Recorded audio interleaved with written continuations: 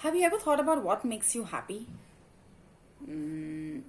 I think I know the answer. To a lot of people, a new car or a better job, or maybe an ideal partner, or a big accomplishment or an achievement would make you happy. But does this really mean happiness? Or is it just a temporary satisfaction? I think you got it right. Happiness has always been eluding all of us. And therefore, I thought, let's talk about happiness today. I'm Kamil Nair, your life coach, psychotherapist, and a published author. Like every week, I bring forward an exciting topic, and today I thought let's talk about finding happiness in each day. Why is it that happiness always eludes us? Simply because happiness has always been inside of us. But we as humans always go chasing happiness, and maybe that's why she runs so far away from all of us. We look for happiness in our jobs. We look for happiness in our partners. We look for happiness in our children. Sometimes we look for happiness in Everest.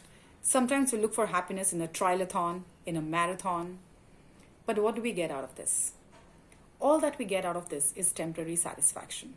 And then once again, we are back to achieving something more, wanting something more, and this vicious circle of wanting and getting to be happy is ceaseless.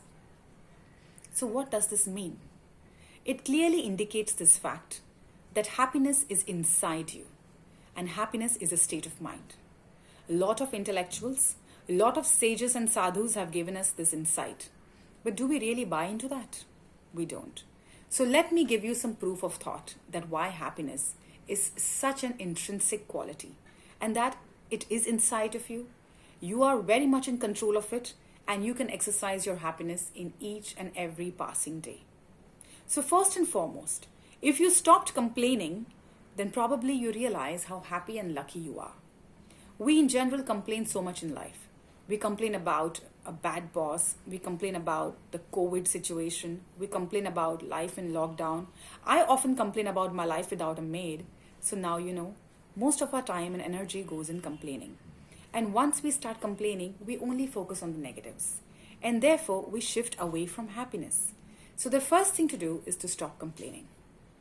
Once you've stopped complaining, then maybe you can move to the second point, which is looking for a positive in every negative situation. On a personal level, from the day I started living this aspect, it has changed me drastically. I was not always a life coach. I was not always a psychotherapist. But today I'm a product of what I think. And what I think is looking for a positive in every negative, which makes me a hopeful person, a positive person, and a happy person.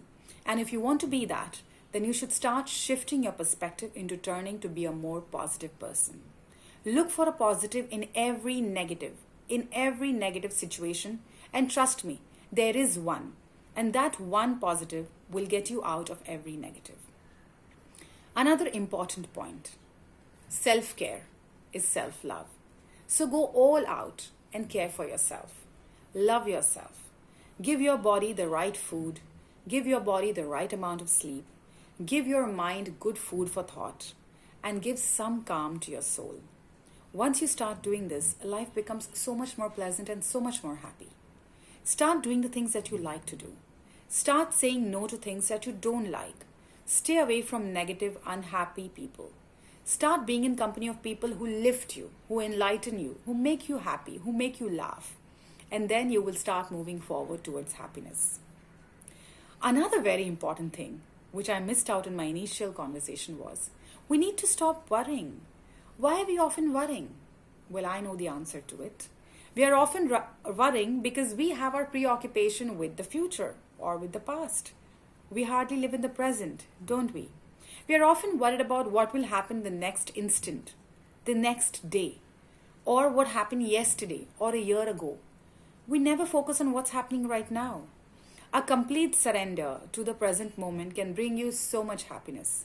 It can remind you that you're such a lucky person who has so many things right now with you, but we so conveniently overlook these things. And that's what brings me to the next aspect of this topic. Appreciate all the small things of your life. Start appreciating that little soft, cozy corner you have at your place where you always sit and have your cup of tea. Appreciate the time you can give to your spouse. Appreciate your beautiful companion. Appreciate your children. Appreciate your job. Appreciate a boss.